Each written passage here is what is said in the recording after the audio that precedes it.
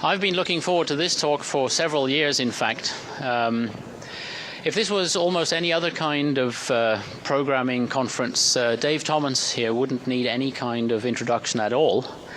He's been involved with some of the most widely used software development tools. He was one of the original implementers of the Eclipse open source IDE.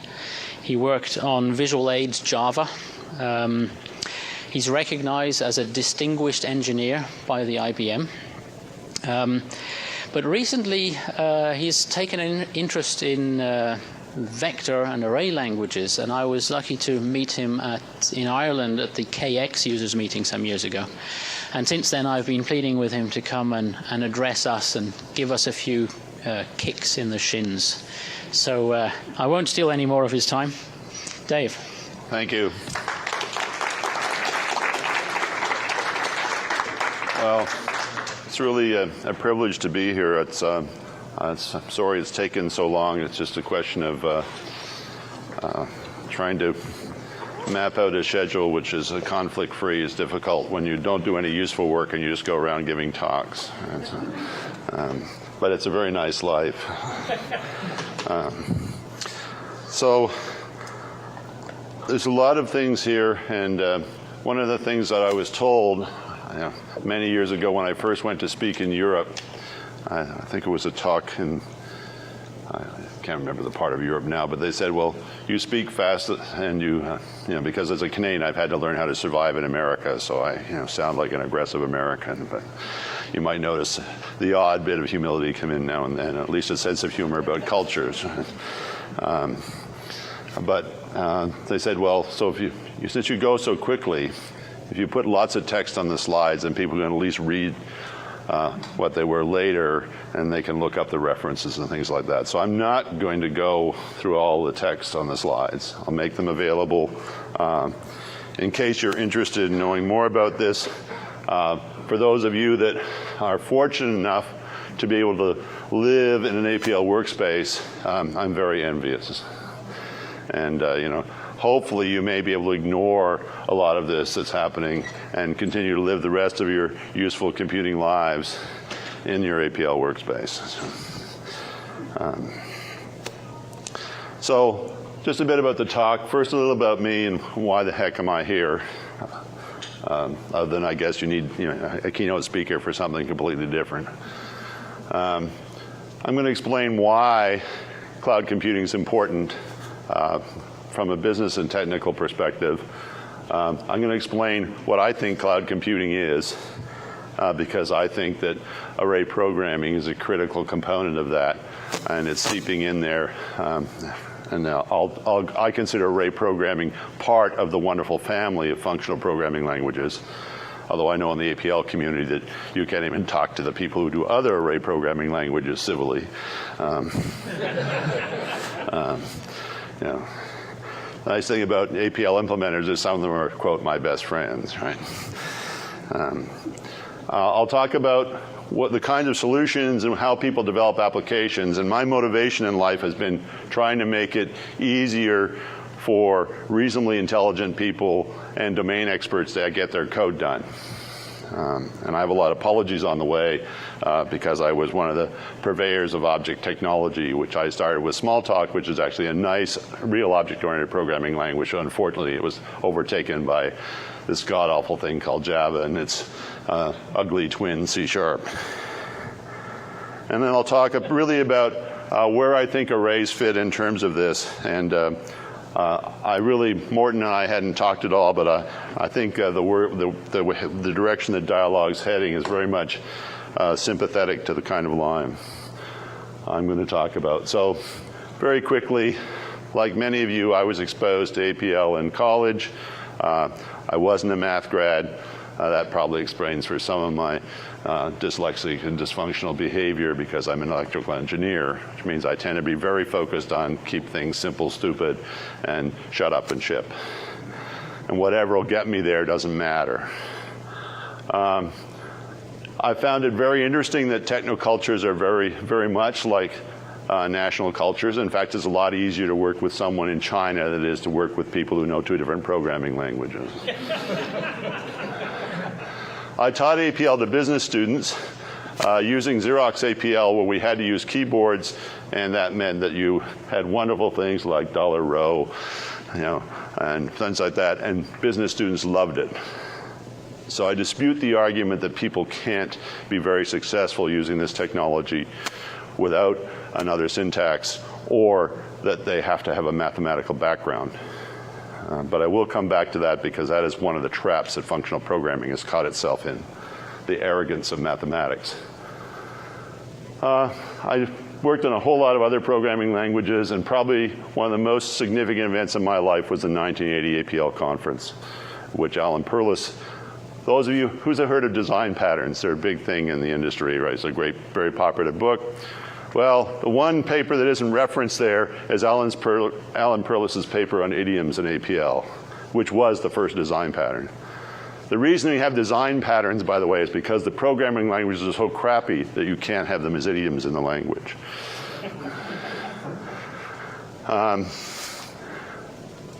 Trenchard Moore gave the dinner talk that night, and it was just this incredible experience, this whole nested arrays, and he looked at buildings and life and so on. I know some of you in the audience were there. Sussman and Steele from Scheme gave a talk, and Alan Kay, who's the father of Smalltalk. All in one conference. Was an amazing experience. That was a time when we, who were doing interesting things in programming languages, came together as a single community. We've not been together again, and I think that's hurt us all. I went on to do a bunch of other crazy things, started the Uppsala conference, and became, an evangelist. And fortunately, we were doing Smalltalk, and I knew there were a lot of people who were trapped in APL, and basically they were suspects because, if they had a choice of leaving APL and doing something like C++, so it was easy to, morph a lot of those people over to Smalltalk. So if you actually look at many people who were doing APL in the finance industry, many of those people ended up doing Smalltalk, including Simon Garland and Fritz Mueller and a whole lot of people that did global limits at Credit Suisse. We developed a lot of tools and embedded Smalltalk. We actually shipped in 1988 bytecodes and ROMs in every Tektronix oscilloscope, complete product, 512K of ROM, 32K of RAM, 64K in the biggest oscilloscope. So there were actually embedded objects before Java. And we built some products for IBM called Visual Age. And we, just at the time Java hit, I was actually working with Mike Jenkins and Simon Garland trying to figure out how we could actually get first-class arrays in Smalltalk, because Smalltalk sucks when it comes to doing stuff over arrays. Like almost every other language except the array languages. Then built something called a Universal Virtual Machine at IBM and Visual Age for Java.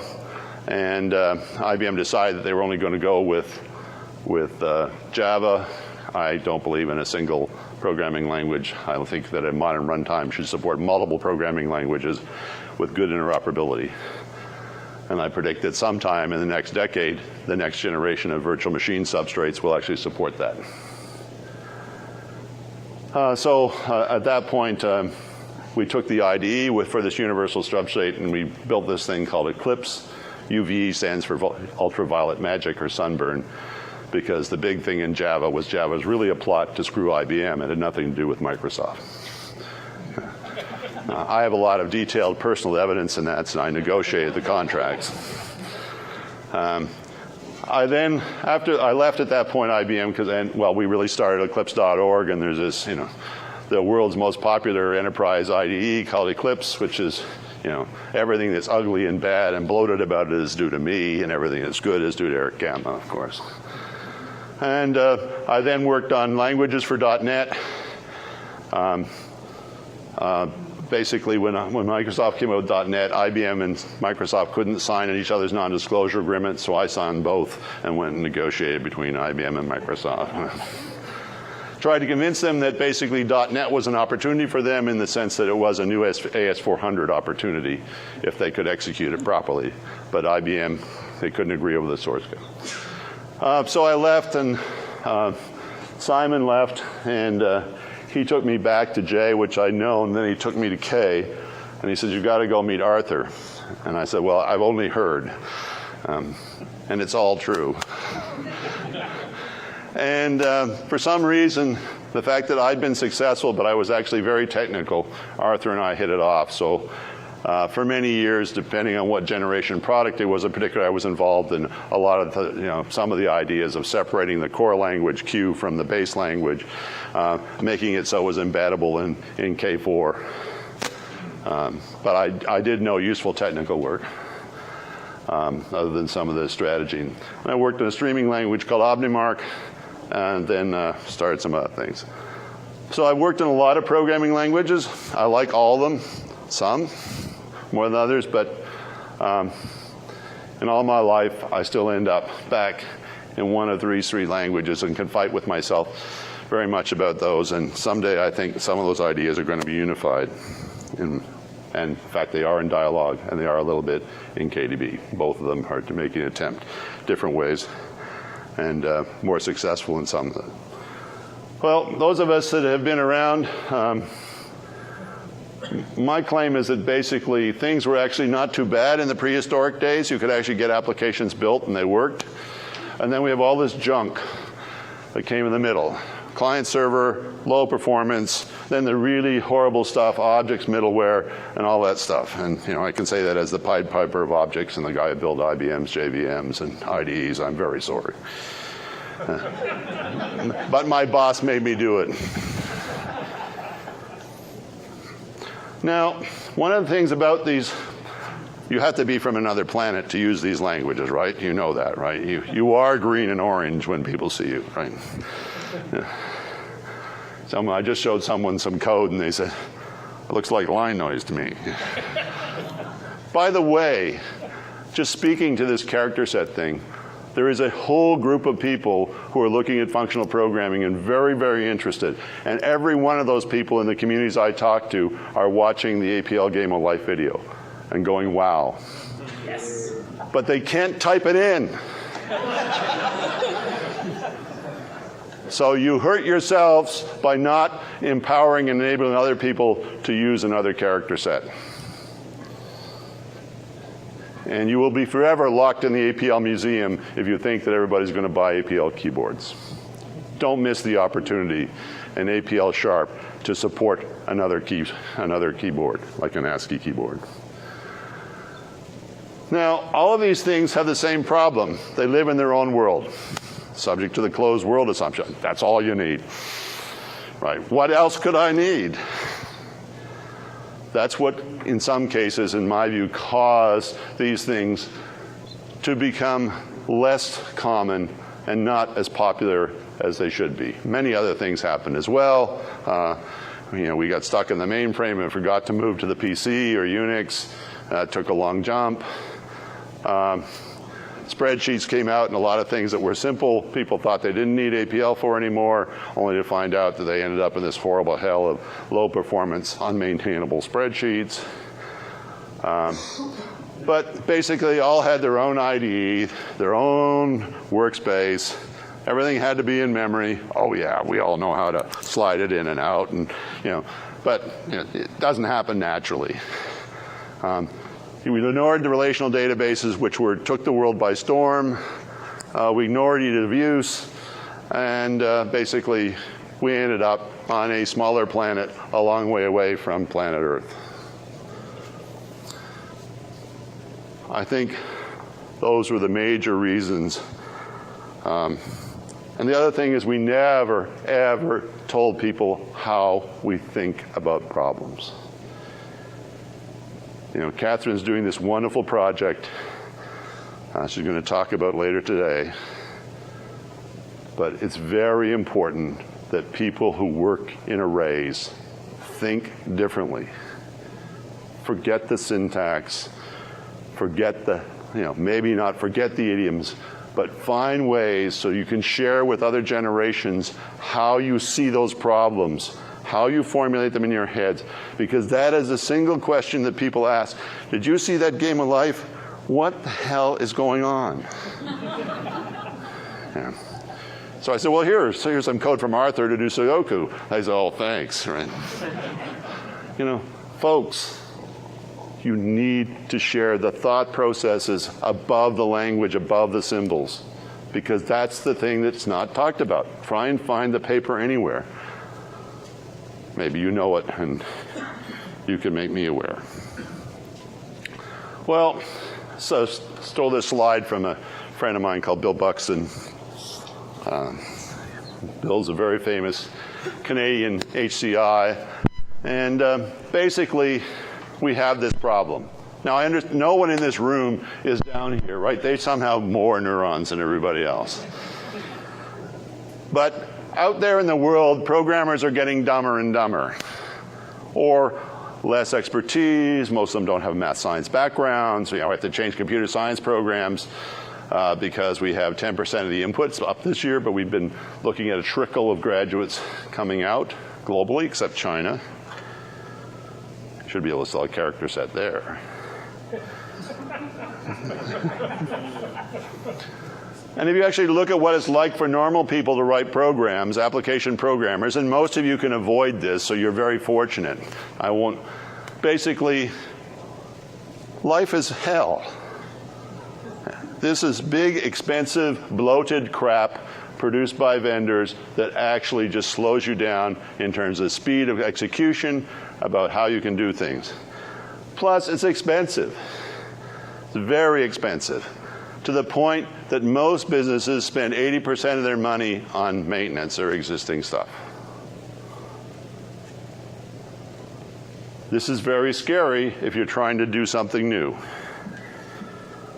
So, this is a blast from the past. Now, I know some of you think software as a service is time sharing, and that's very important because the first road to conversion is to believe it's like you were doing it all along. So let's just leave it at that. The challenges, of course, is that the problems that businesses want to solve are now getting pretty interesting because if you don't have a petabyte of data, you're just not solving an interesting problem. And everything has to happen fast over lots of stuff. Lots and lots of stuff. And we want to do this collaboratively, and we want to be able to put things together very, very quickly. We want to build virtual organizations so that I can basically work with RIM, for 6 months, put together a complete infrastructure, an app store, deploy it, and then say, screw RIM, I got a better deal with Apple. I can do that and put it together. You can't do that if you can't even cross each other's VPNs. So people want to go very, very quickly, and they want to be able to customize these things so they look very differently. So the driver is business agility. As some of you know, I'm a founding director of the Agile Alliance, and so if you see some of those wild-eyed Agilista, what happens whenever someone explains an idea, the next generation of people become the high priests, and you can't even recognize what it is. That's what's happened with objects, so why won't it happen with Agile? Well, it already has. But the problem, and the good news is I have a business. Basically, we have two businesses. Bedarra Research Lab sells to leading edge companies who want to try something new, usually because they're desperate, and to legacy companies who want to change their software process, usually because they're desperate. So, and sometimes we get customers in the same company, but basically, if you talk to CEOs, what they really want is agility, and Agile's like that, so we sell them a lot of stuff, because they actually think if you go Agile, you get agility, which is nonsense. So companies people want to be like are Progressive Insurance. When you go to Progressive Insurance and run an application, basically you say, I'm here living in the south side of Chicago, and I saw this ad on TV, I want to buy the insurance, right? Because it's a really good deal. I can put my car loan, my car, my house, my boat, right? My sister-in-law's 3 things. Everybody who lives in the south side of Chicago, if I can get them combined, I can get the rate down. That's targeted advertising. You run a unique application at Progressive for that site based on your actual zip code. So they'll actually do analytics, target those things, and every place they go, they get a different application when you run for that particular segment. So those are the companies that people say they want to be like. Most of them have done Lean and Agile. Fortunately, many of them have paid me lots of money. I'm really grateful for that. And basically my straight line is what Agile software does is make it so a bunch of mediocre people can barely get anything done in IT. But they feel better. They're scrumming, right? They feel better. The managers aren't quite so much draconian jerks, and they have things they can do with cards, and they actually get stuff done. It just isn't exciting, and it doesn't make a business. So what they realize is there's something different that those other players are doing, and the big difference is that most companies have this big mess like this. Right, so they have these huge walls that you have to jump over to get your application deployed. Right, I mean, everyone knows the database administrator. They come out, oh, how would you like the schema changed? We'd be happy to do that. Could you give us the schema change? We'll put that in right away. Do you know any DBAs like that? I don't. Try and get VMware into your glasshouse. Of course, they got it. They're putting it in. It's just on a 5-year plan. So this is a mess. Now, the answer to the software industry has already had a great solution. It's not software, it's the hardware. And while we've been putting up with this huge gargantuan garbage of 20 or 30 years of object technology and client server, the hardware guys have been making things faster and cheaper. They may not be able to keep doing that, but there's a lot of stuff out there. So we have very, very inexpensive, essentially free hardware relative to the costs of humans and getting things done. The other thing is we have pervasive connectivity. The only interesting application problem is occasionally disconnected, which is the only problem, right? I mean, and we're going now to, everyone has a multi-touch device. But we're going to multimodal things, smart materials. We're just beginning to get to this stuff. Surface computers. These things are slightly challenging to program the UI for. So the answer is time sharing's back. And last night when talking to Catherine, I remembered one wonderful talk that Ian Sharp gave in Ottawa. I can't remember when it was. But at that point he was talking about distributed computing. And he said, if God had believed in distributed computing, he never would have concentrated all the brain in the head and connected it to very slow bit serial interfaces over the nervous system. And Ian was very right. So we're going to put all the computers close together as we can. We still have to distribute them. And we're going to go basically and have a new glasshouse.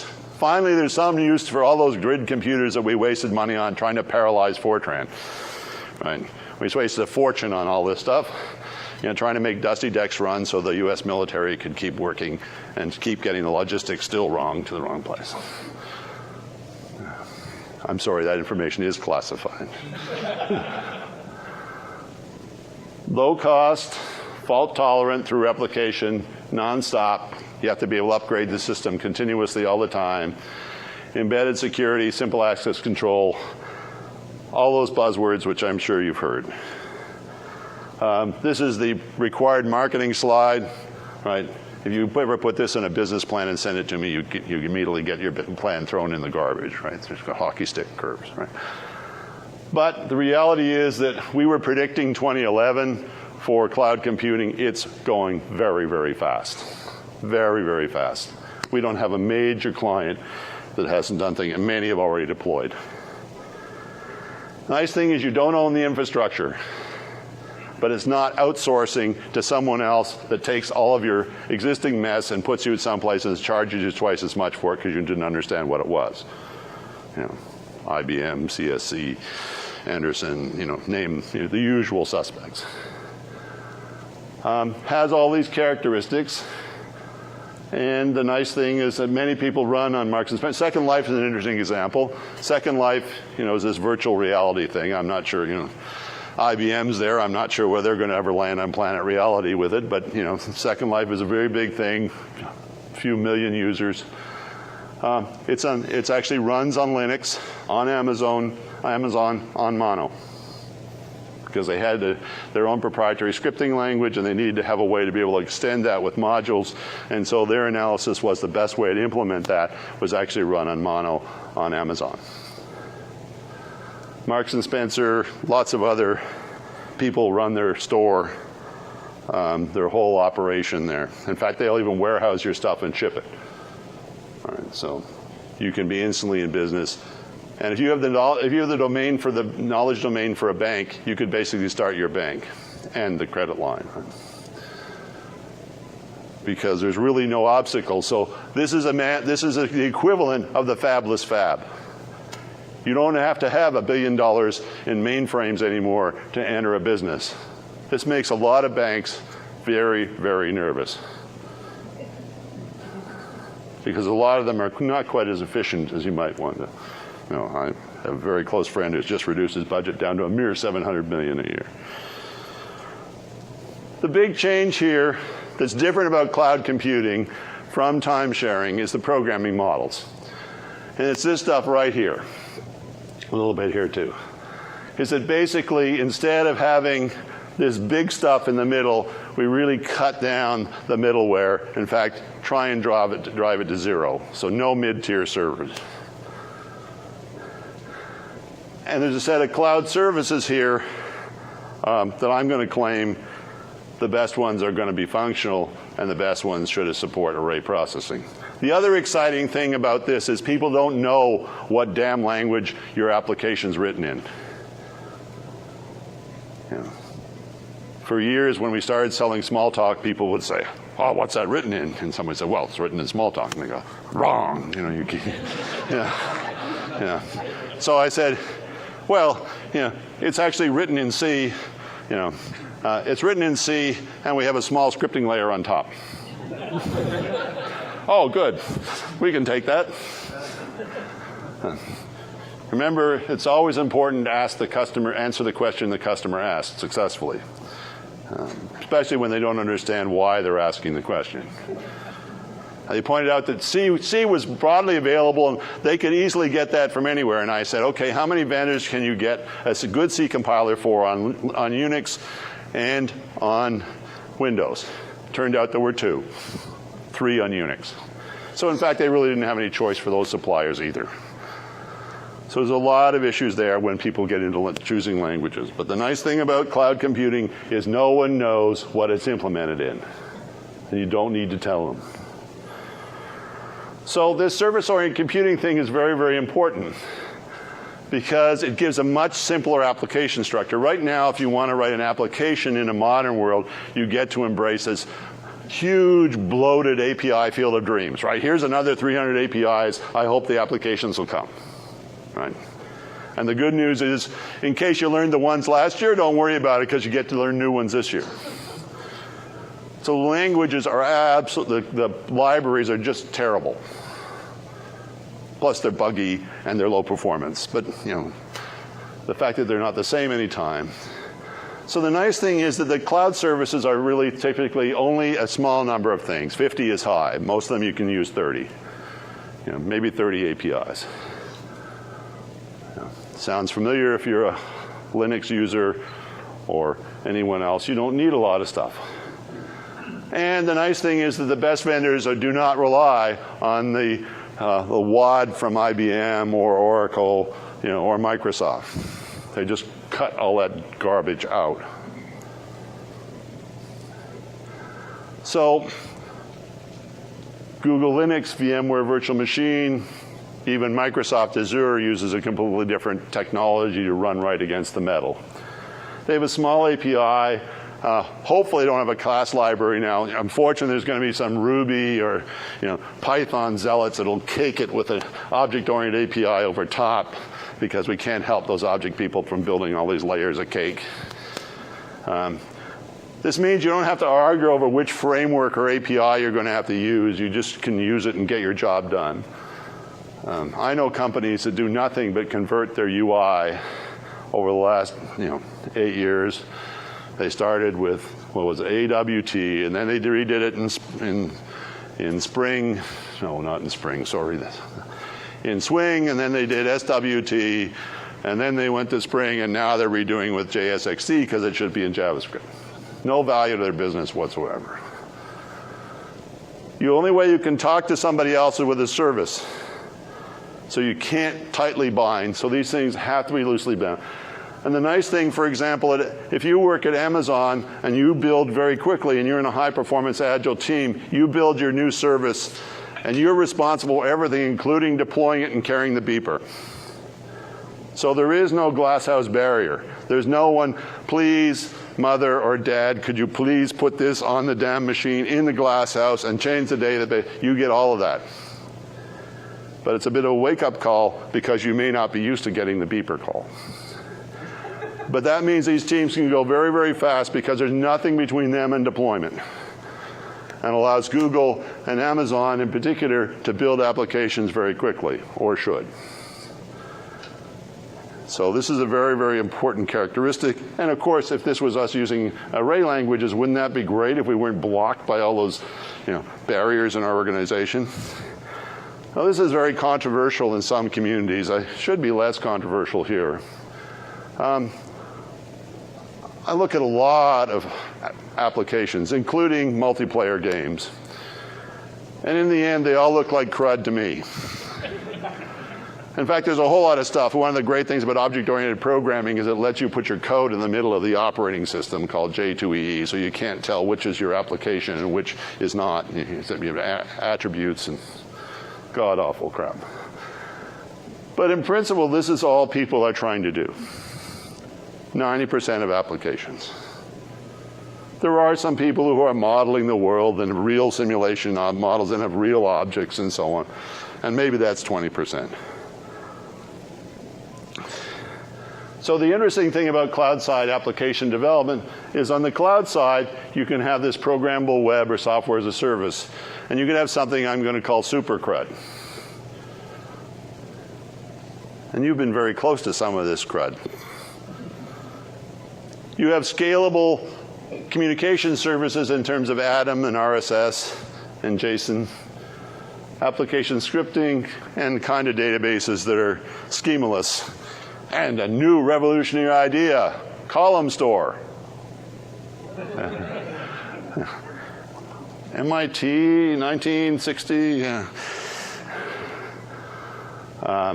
These are examples of people of very successful niche programming languages. Some of them you might know.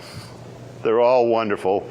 All have their own particular viewpoint on computation and are all very strong in some things and not in others. One of the things I love about Erlang is it's fantastic for writing concurrency, like telephone switching or web switching for doing big web switches and so on. You just can't do anything else with it. I wish more languages were like that, because then we'd actually have to support things instead of doing everything in my language, right?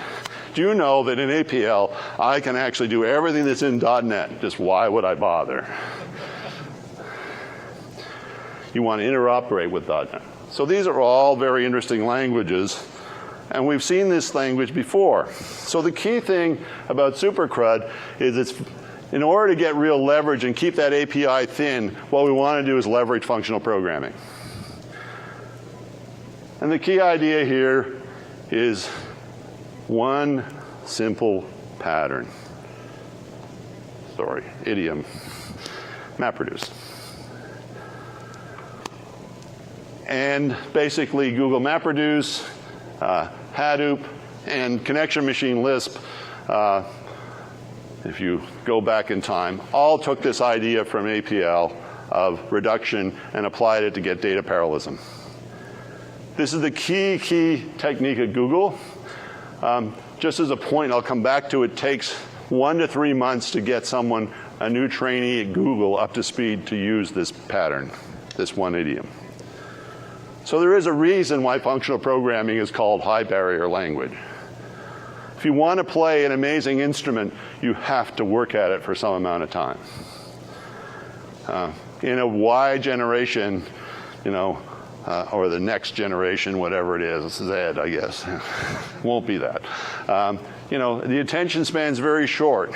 So we have some challenges to be able to catch these people to cross that barrier. And that's going to be one of our success criteria. But the nice thing is, because we have a very simple function here, rather than having a complicated API, we can just say what the new functions are, instead of having to add those functions into some brain-dead object-oriented API. All we can do is just pass those new functions in, plus they get executed in parallel and distributed for free. So I don't have to know about how to program multi-cores. Well, I mean, it's great that you can do Peach and all these things and so on. But most people can't quite manage that because no one really tells you what the machine's doing underneath anyway, and they change it every release of the operating system and every chip.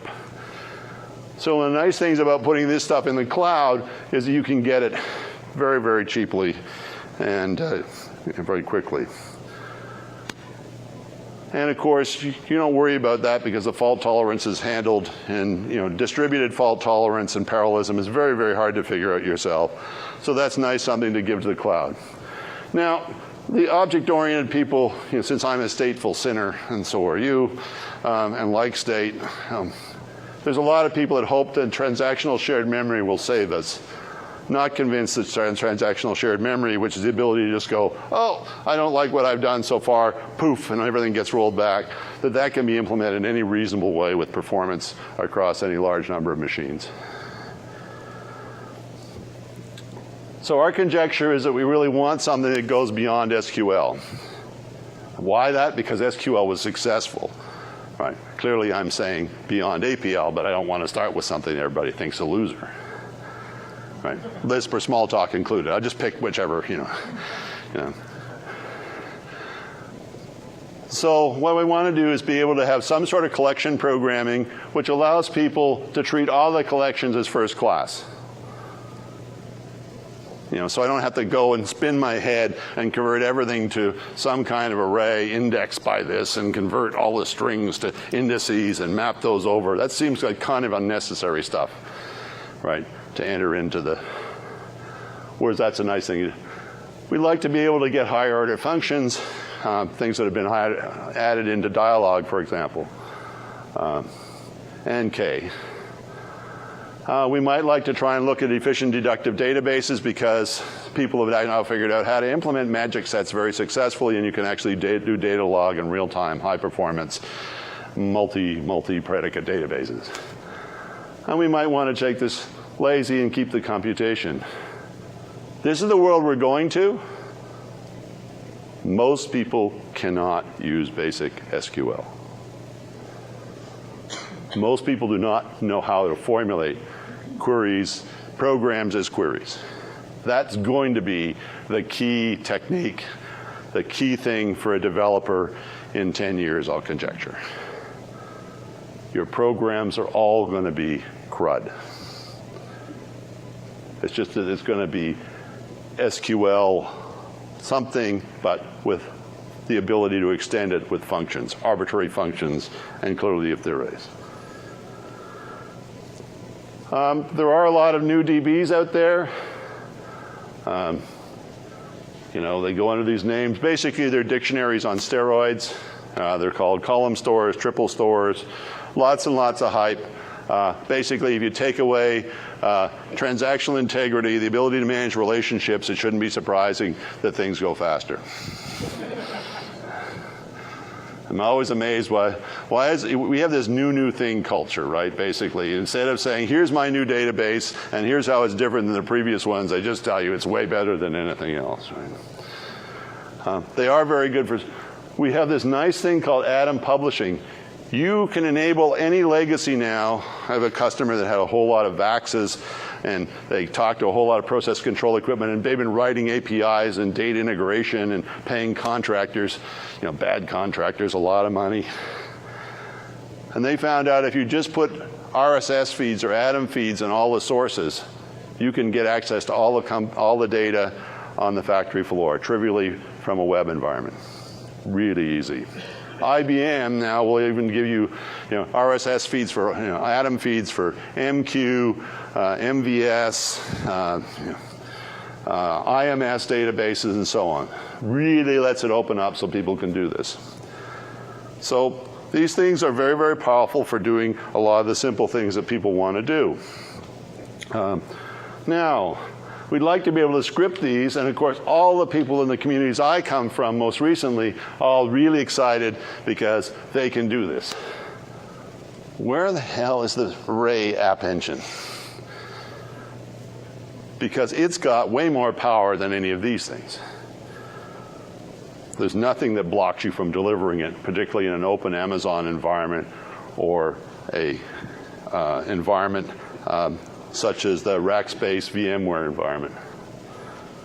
You could, in fact, do it today. Some of you probably already are. Well, client side, things look a little different. Well, we're actually getting to vector graphics. 20 years later, display PostScript was really a good idea. Right, sending bits to the screen. Got all sorts of things. We have occasionally disconnected operations. I've written a few rants on this. Like it or not, JavaScript is the new basic, the small talk, the new scheme. Kids love to program it and start out. So if you wanted to teach them about vectors, arrays, it'd be really good to have an array library like PyNumerics for JavaScript. PyNumerics is very popular in the Python community for getting some of the things you can do with array languages from the numerics library. But the nice thing about this is you can write real applications, you can deploy them. We have a project where we look at deploying these things, basically developing a web app and deploying it directly into an embedded environment like a car. So just C++ and JavaScript, this application is certified Java free. And you can do very, very nice interfaces, plus there's an open source VM for those of people who want to look at virtual machines. I happen to come from the engine room, so I'm very interested in what things look like looking that way as opposed to the other way. And if you want to get really flashy UIs, you can see some of the work that people have looked at as Lively. This is an environment where there are no tags. It's just JavaScript executing in a Smalltalk-like IDE environment that runs live in the web. Now this performance here sucks, partly because SVG implementations suck. But you can imagine if you had a real computational language in the browser, what you could do. Yay, APL Sharp. Although I think there might be another implementation that allows it to go with a lighter weight thing, because the problem with APL Sharp is it relies on the Microsoft WAD to download into your browser. So one of the ways you can do that is look at something like Google Native, for example, as a way to deliver. Because you're going to see that you're going to be able to deliver native C implementations directly downloaded in a browser using a protected region. Occasionally disconnected operations, Google Gears live mess, basically the secret synchronization and giving up on the fact that you always knew what the state of the workflow was anyway. Security and privacy, tough problem. You just have to finally encrypt all your data all the way. I mean, Salesforce is very successful, very successful. Many enterprises use it, and believe it or not, your rows actually sit interlaid with other people's rows. Because it's just one database. That's how you do multi-tenant. Otherwise, you can't afford having all the database instances. So, in order to do this, we want more people to be able to write applications. So we have to tier this somehow. So simple services, some kind of CRUD collection API. Clearly, there's going to be another tier of developers who are going to be writing those extended functions for people to do it. But part of the reason that in KDB+, we pushed for Q versus just K was to try and provide some sort of affordances for those people who weren't really good enough to get the very best, or didn't have the time to cross that barrier. Recognizing there's limitations to it and all those things, but if you need to get this out to the masses, you have to find some way that they can touch it and use it in different ways. Spreadsheets is another example. This leaves to kind of do it ourselves programming, because that's where we're going. We have a lot of impatient people out there who want to get applications done, so they want to be able to consume all these services that you've built. That's an old number, that's a 3-year-old number, but in Second Life there's 35 million scripts written by people who are not card-carrying programmers. You probably wouldn't call them programmers at all. Scripters or whatever, lower life. There's going to be a lot more of these things. Facebook, all these. We need to be able to get your stuff available to these people through services so they can get access to its capabilities without them having to figure out how to use your goofy keyboard. Sorry, I promise it's a dead horse.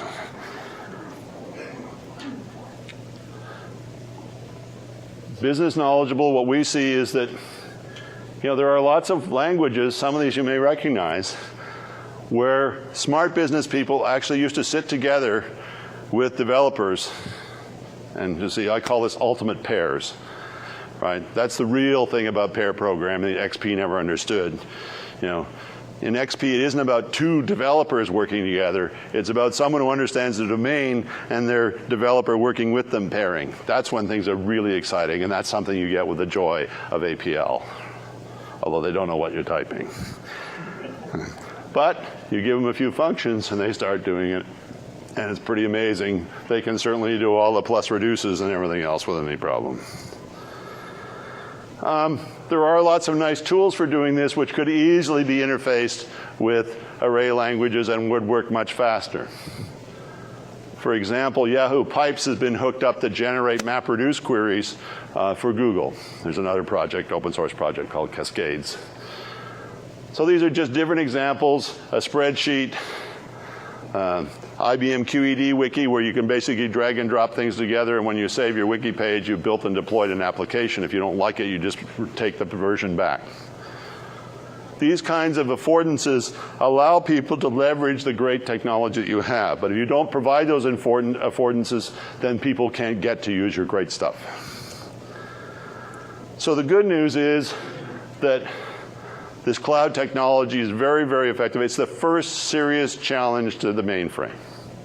The first serious challenge. Whether it'll make it or not will be something we'll know in another decade.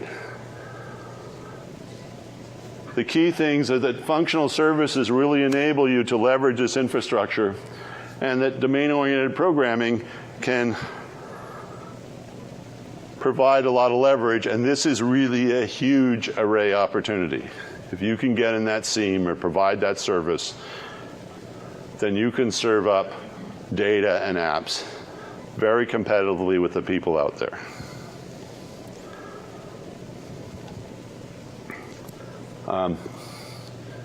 Since whenever you're doing something old, you can't talk about that, we've invented this new thing called domain-oriented programming. Right? So, you can't have heard of this before. Modeling and execution using a very high-level language. That's important because people think that Java is a high-level language. Target audience is non-CS professionals, domain experts, versed in computational modeling. We actually are a lot of smart people in the world who aren't in computer science, even more and more of them given the number of people enrolling in computer science, which is goodness from my point of view. What we need to do is get computational skills into the hands of businesses and biologists and engineers, which is what we do with MATLAB and other tools, and forget about computer science. Right? Computer scientists just want to invent another programming language anyway. Usually a bad one. So what we'd like to do is embed those domain abstractions as abstractions, maybe functions, in our very high-level language. And application development should follow the best practices in iterative agile development. And it'd be nice if we could actually target things that work with OO and non-OO infrastructure for a reason that I'll explain shortly. Object-oriented virtual machines are very hard to build. And the reason is basically because we have to deal with scalars, which means we have to deal with objects which have to be boxed and unboxed, right? Because integers are not really objects. That's done either with tag bits or boxing or unboxing. This guarantees that an object virtual machine is by definition always going to be much harder to implement and probably much slower than an array virtual machine. Secondly, object systems have very, very complicated things full of memory pointers, which means you need very sophisticated garbage collection technology, whereas array languages can get by because everything's boxed and there are no pointers, at least no pointers in the language per se, with much simpler garbage collection technology, typically variants of reference counting. And the other thing is the libraries are actually fast and designed by people who understand them. The reason that you get a good library is because Roger's written it 47 times before and figured out all the things he did wrong before and implemented that. Versus, if it's an object arrogance land, they'll just got some guy, look, here's my new API, and it's got an algorithm that everyone knows sucks. Right. Witness the fact that new libraries are coming out for Java or C# all the time. The core C# libraries are actually very good because they were written by Anders. The rest weren't. So it turns out that these virtual machines are actually very much smaller, and very much faster than any kind of object virtual machine. There's no chance that any kind of technology that object people are using, and was responsible for building all the IBM's JVMs and their Smalltalk virtual machines, can ever beat an array. It naturally maps onto column stores. Look, they've come to you with the data, right? They turned it and brought it your way. Yeah. Embrace it. Get out of memory. Get into make it so you can run your functions in your arrays, in your column stores. And I know there's already Paul and people like that are already doing that, so hopefully he'll be talking. And these libraries are just hopefully bloated. Right? You can never figure out what the API field of dreams is because it changes every time. So you can't become competent. So there's a huge opportunity here. The other thing is the virtual machine's small. It can actually sit in the on-chip registers and cache, and I have very fine-grained control over the resources, which I can't do if I compile it all.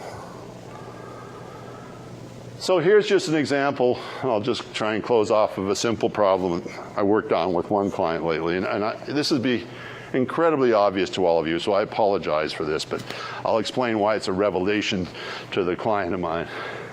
So basically, they had the cloud gridded approach, and IBM has this thing called System S, which is now called some new name, WebSphere, something or other. That's you spelled sphere, F-E-A-R. It's 512 processors, 2 gig processors, basically 2 gigs of memory, and it has this language called SPADE, which allows you to control the streaming and the load balancing, and there's all sorts of patents that IBM has for doing this, and it's still top secret. I'm not allowed to, if I actually sign the agreement, I'm not allowed to build anything like it. So all sorts of stuff, complicated window management. I'm talking about the streaming window, right? The time interval I'm allowed, or the bucket size. And one of my clients happens to have one or two of these, and basically the project was, what we want you to do is design us a domain-specific language that makes this impossibly complicated thing easy to program. And unfortunately, my normal reaction is, well, why is it so impossibly complicated a thing that you're using? So just as a thought experiment, I said, well, let's go out and let's buy a box. This was last year, so we bought a quad-core box with a terabyte of RAM for $100,000. A lot cheaper than a programmer. And this year we can get, with the Healing, we can get 32 processors if you put them in. And a straightforward functional array query. I mean, straightforward for you. Right? Small program.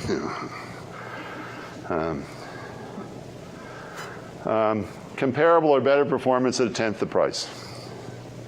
Sometimes RAM matters.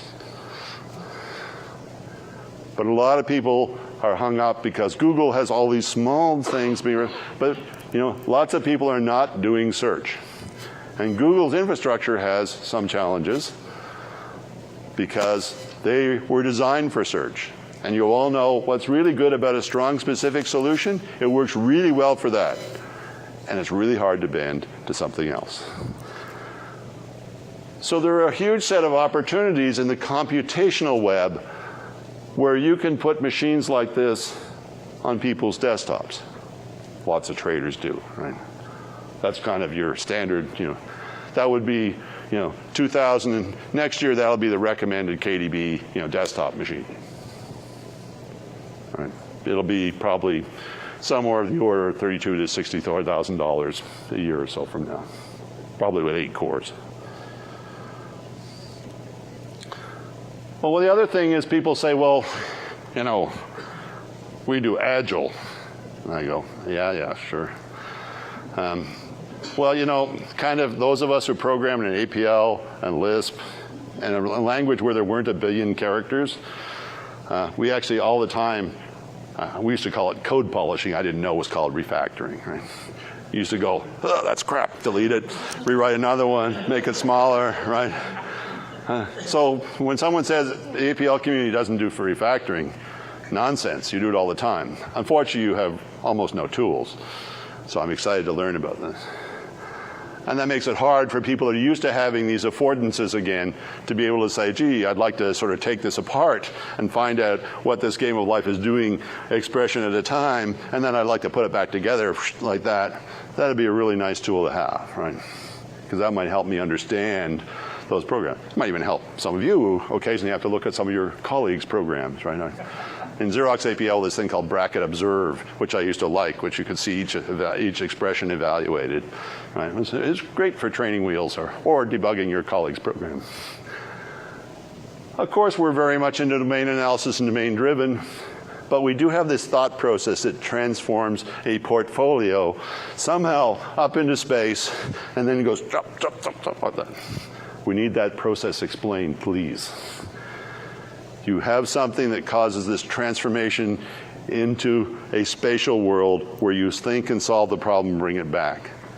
Just a few stories about how you develop those things shared, on YouTube and so on would be a great benefit for those who are anxious to learn about how arrays and functional programming come together. There's a really, really eager audience. They would love to know.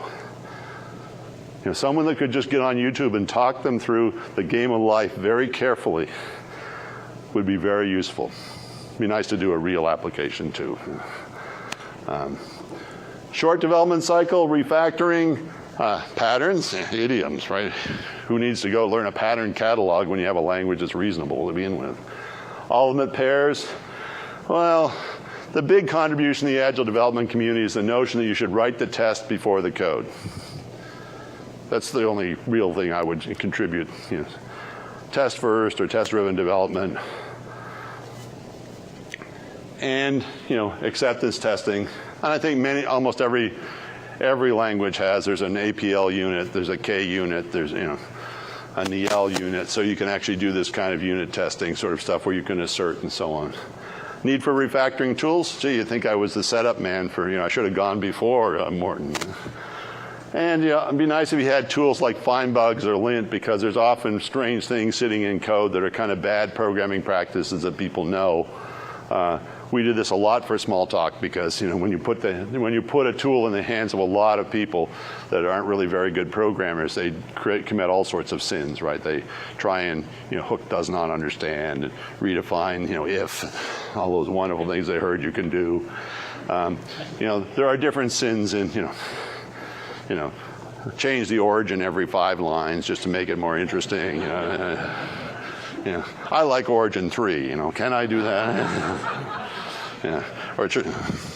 So these are sort of things that the key challenge is, and you're part of this, is that in order to get people out of the hole of complexity we're in, where we've got tons and tons of code that we cannot fix in our legacies, we need to get people to use these ideas of functional programming.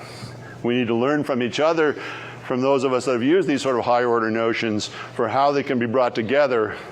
And I applaud the work in Dyalog that's brought objects and functions together. But we need to have more cross-cultural meetings where we can actually learn about each other's ways of thinking and doing things. Link, for example, is a very, very exciting technology. Eric Meyer is a close personal friend. And Link, of course, if you don't know, is really Haskell disguised. Microsoft doesn't know that yet, but they're actually being Haskellized underneath. It's a whole group of madmen in Edinburgh cheering, go, Eric, go. You know, we have to get over this fact that if you don't speak domain and range to me, you can't come into the club. We've got to reach out to people to watch our vocabulary. Not everyone's in the math department, and there's nobody there anymore, right? So we need to appeal to businesses and other departments to show people what these concepts are in a lightweight. I taught business students APL. They all loved it. They all did amazing things, and but there was a lot of coaching and helping to get them going. There were a lot of affordances because to climb that barrier, they had to go, this guy is really crazy what he's doing to us. But after about 6 weeks, they were just, wow. But we need to help them, and I applaud this work that Dyalog and your community has done to bring young people in and to get documentation and things out, right? And I look forward to having it in a format, in a font that I could actually read. Thinking in functions arrays, things like this, these kinds of ideas. How do you think? How do you write a literate functional program? What is the best practice? You could at least publish the 22 ways you think APL should be written. We don't expect to agree on one, but what is best practice? What is the way to write a program that can be maintained? What is APL software engineering really like? We need to know those things. We need to learn them, and we need to document them. We need the usual affordances for dealing with this stuff, right? It's all terrible. I mean, what's the loss? If you send the message print to an object, the longest possible print string is the XML result. Right? Ugly, ugly stuff, but having it nicely available, being able to do this stuff, being able to interop with the world is minimum conditions.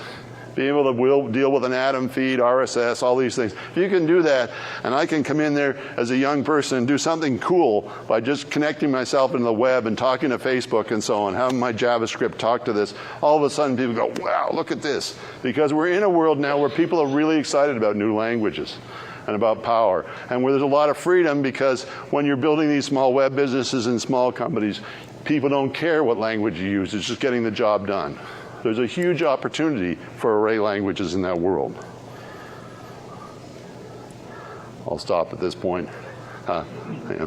Thank you for listening to my harangues. There's a great chance to work together with other people who care about providing intellectually interesting tools to people. Maybe not all with arrays, maybe with some functions, maybe with some lazy evaluation.